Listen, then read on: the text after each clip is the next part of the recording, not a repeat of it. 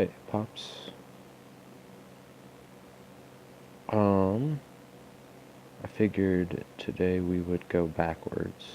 Um, just so these two don't get cut short again. If you'll remember, this is Guinevere. She and Amidala had. Oh, look at the difference between that little antsy and that larva. I think that one is pooped. So that's good. These were exceptionally small Ninictics. Um, as I was just gonna say, she had the very unceremonious and stressful move. But she, oh, look at that, two of them. I've noticed she's been doing really well. It's hard to see this brood here, but that's actually a pretty good egg pile with quite a few little larvae, which means she's eating again. I think I've said that. Like she's not going to starve, so that's good. I'm seeing mold issues pop up, and I think it's inevitable at some point, and it's mostly comes down to how well contained it is. But like this down here, sorry, it's hard to hold steady. Um, I think that's partially just some trash, but also you can see where everywhere these dots are kind of forming. Oh, look at that. She's got a pupa. Not big, but not tiny. So that's good. Reinforcements on the way for her.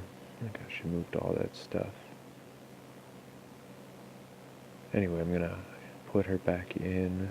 Try to leave her alone more than the others just because of how weak her situation is.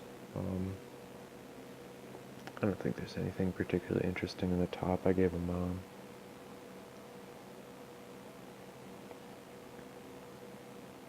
all the superworm cut up into 4, and Guinevere only got 1 cricket because they gave me 7, even though I only asked for 4.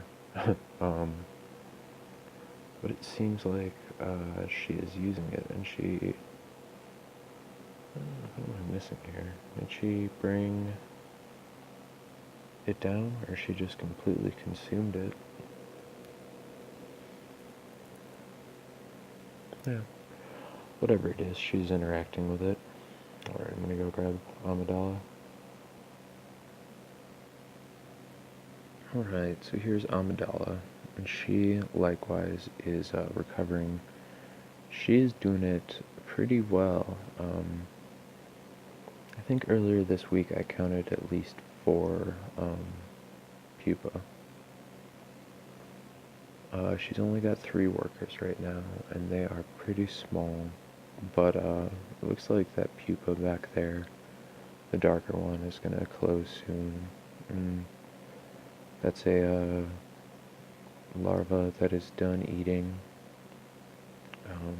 kind of in front there to the right. Let's see, that is a pupa that one is carrying, and seems she's kind of getting in the way. But I can see 1, 2, 3 for sure, plus the one that one is carrying. Looks like she's in the outworld right now. That's good. She's got tons of food. I kind of loaded her up because I wanted to make sure that she was max producing.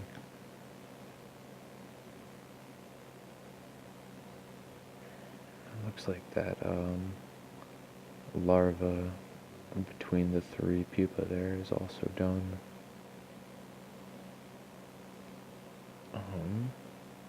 Yeah, no, so she's doing great. Take a look up top real quick.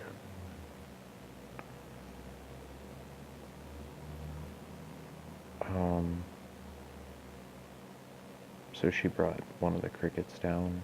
I gave her a ton of seed, like I said, and she's done a number on that. I think it's harder to see what they're doing with these super worms because they are too small, maybe, or too weak to get through the exoskeleton. But last time I fed them these, I remember seeing ants actually going in there and like excavating stuff. So I thought with the guts pouring out after I cut them up, it would make it a little easier, but they seem to be all about the crickets right now, and I think that goes to that variety and diet thing that, they know what they need and they'll take whatever is best. So I think I'm going to make a point of leaving these out until they mold, just to give them the chance, but she's just in the outworld. I took a look at her, she's pretty bloated.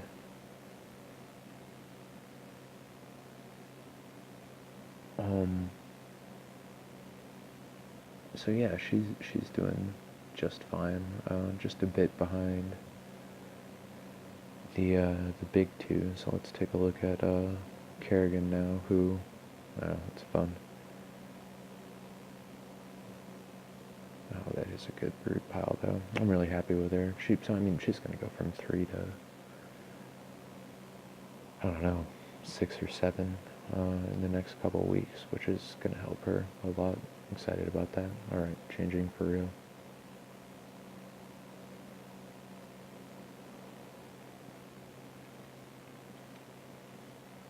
So I can't remember if last week she was still having the trash issues, but in the lower left that was a pretty big trash pile, and I vacuumed out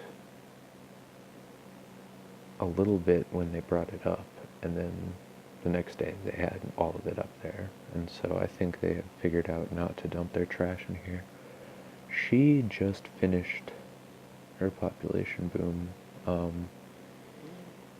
It's at a point where I can't count anymore, so that's awesome. But I think she's got more than 12 in here now, and that's up from 6 or 7 before. It looks like maybe a few more to come. I see a dark one back there, and then another one next to it, but those are the only, oh, and then there's a pupa to the right of the darker one. So I guess she's got 3 more coming. I'd say 1 this week, and then 2 more in the next week or so, or in the next 2 weeks. But the callow workers, the lighter ones, you can tell are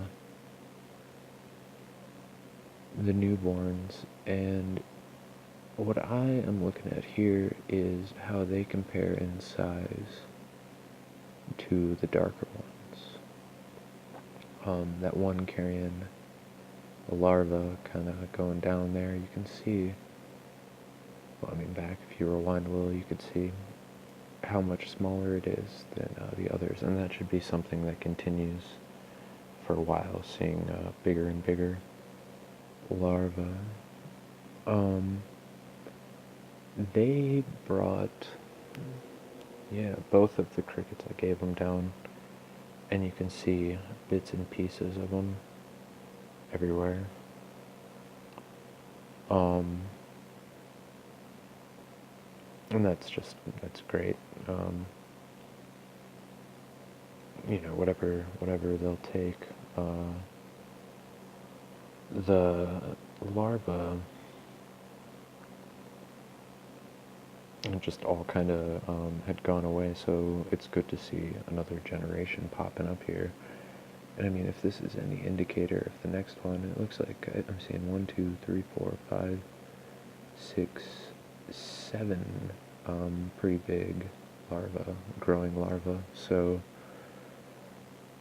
plenty of little ones in that egg pile that this one is guarding. Let's see if we can get that any clearer. I guess that's about as good as we're gonna get, but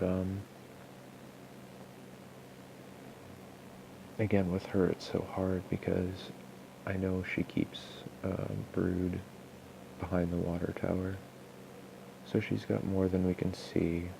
Looks like one is coming down with something. He's just running around with another larva, decent sized one. So, yeah, it's hard to keep tabs on how she's doing, but same mold problems, so I think that's just how it goes. I have to have some standby formicariums.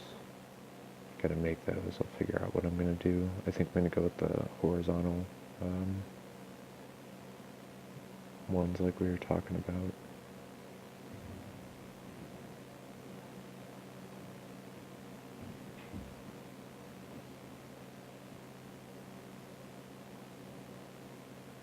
But yeah, so anyway, she's doing great. Plenty of workers, plenty of food. Take a look up here again. So, again, has left the superworm alone for the most part, at least from what I can tell. They're so small that you can't tell if they've come and taken a little bit. But she's got a huge seed pile. I definitely didn't harvest enough dandelion seeds. That's easily rectified next year, but we'll see if I end up running out this year or not. I'm trying to ration them. Alright, I'm gonna go over and we can take a look at Circe. Alright, and Circe. As you can see, she is still just absolutely killing it. I think she's sitting around 11 or 12 workers right now as well, and obviously just a really, really impressive brood pile. This has even gotten better since the last time I looked.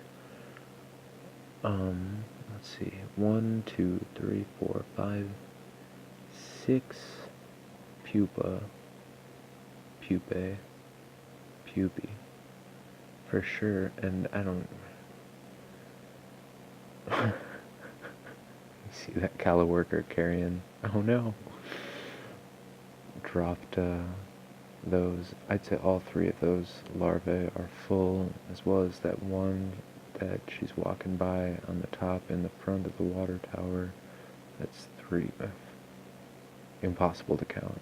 And not impossible at all, but take a look here at her egg pile too. That's really, really good. See if they cooperate. And look, and there's another pupa right there. So, I don't know, she's just killing it. These Tarhulants, Formicarium, are really, really good. Again, I just wish it didn't have that stupid rock and cut off plant, but what can you do? She has not been engaging a ton with this. Let's see if I can tell. Is that the cricket?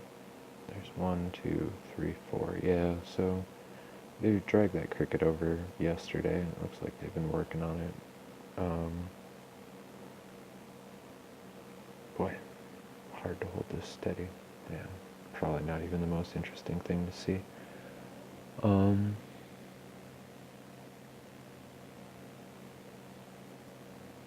Yeah, just great. I think they're keeping them down there because the radiator went on a little bit ago, and so, like, I know normally the top of the nest would be the hottest spot, but here it's the bottom because that's right on the heat source, and you saw they've been kind of panicked since we started filming them, but